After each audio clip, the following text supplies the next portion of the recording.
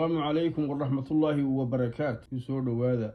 شنو كان بدي برعاو تاريخ وحوي يلا بدأ كون يشان يلا بعتنك بشي لبي تبنات كوبي يسدون كيدي بريت هلا وحين إن شاء الله وريجد ونصنت كي عصبان لبدأ كون يلا بعتنك بشي كواد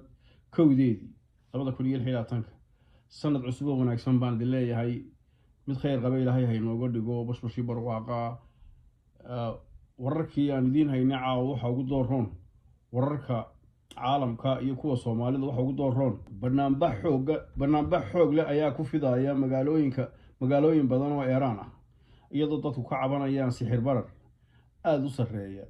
cunno iyo adeeg qaali ah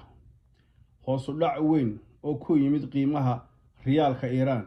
dadweynaha ayaa ku baaqaya isbedel dhaqaale iyo siyaasadeed bariga dhexe dagaal u dhexeeya Israa'iil iyo Falastiin gaar ahaan Gaza ayaa wali ah mid kulul weerarada iyo rabshadaha way socdaan waxaana jira warar kala duwan oo ka imanaya dhinacyo gaar ahaaneed ciidamada Israa'iil oo bartilmaameedsanaya meel ay ku jiraan kooxaha hubeysan ee Jawi federaal oo adag Ruushka ayaa duqeymo iyo weeraro sii wada gudaha Ukraine taasoo dhaawacday dad rayid ah iyo kaabayaal muhiim u ah sida goobaha tamarta weeraro cusub ayaa sidoo kale la sheegay inay saameeyeen maraakiib dalagyada ka qaada badda madow taasoo khatar ku ah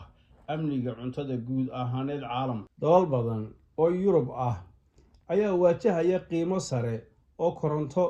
iyo shidaal ah taasoo saameyn ku leh nolosha dadweynaha gaar ahaan xilliga jiilaalka oo dalal badan u baahan yihiin tamar badan waxaa jira walaac ku saabsan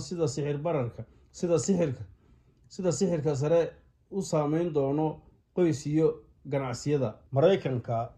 dood siyaasadeed ayaa ka socota gudaha Mareykanka oo ay ku jiraan ololaha musharaxiinta doorashada soo socota dhaqaalaha dalka ayaa sidoo kale lagaga hadlaya iyadoo qaar ka mid ah sixirada badeecooyinka hoos u dhacay hase yeeshee kirada guryaha weli waa mid aad u sareysa wararka Afrika ee muhiimka ah dagaal culus ayaa ka socda Suudaan iyadoo xaalad bini'aadanimo oo halis ah ay jirto kumanaan qof ay barakaceen xaalad caafimaad iyo helitaan cuntada ayaa aad u liidata dowladda Itoobiya ayaa sheegtay horumar la gaaray dhinaca ammaanka laakiin qiimaha nolosha ayaa weli culays saaran yahay shacabka gaar ahaan sixir barar iyo adeegyada nolosha asaasiga ah dowladda Itoobiya ayaa ku dhawaaqi doonta in Masar ay tahay halis soo degtay irideeda kadib heshiis dekeda oo ay la gashay wadamada Djibouti iyo Eritrea sida ay sheegeen diblomaasiyiin Itoobiyaan ah oo warbaahintu soo xigatay wasiirka arrimaha dibadda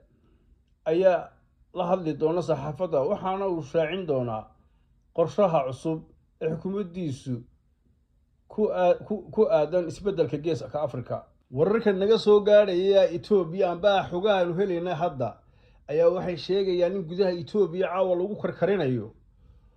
arrimaha khuseeya aqoonsiga Somaliland wixii warar naga soo gaadha ee dambana waa idin la socodsiin doonaa insha Allah britol wixii warar hayna caaw waa naga intaa